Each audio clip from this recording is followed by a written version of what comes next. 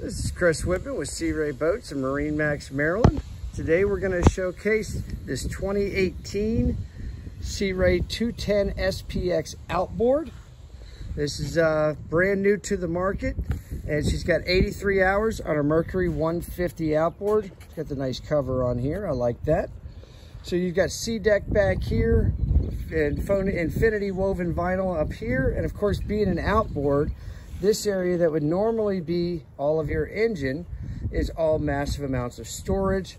This backrest right here pops up. You've got a removable cooler over on the starboard side.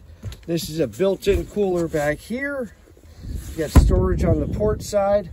Nice seat with adjustable bolster, and of course a adjustable driver's seat right here.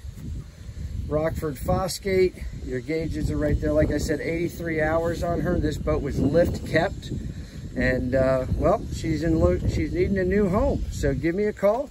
My name's Chris Whitman with MarineMax Maryland, and this 2018 SPX 210 outboard can make your summer.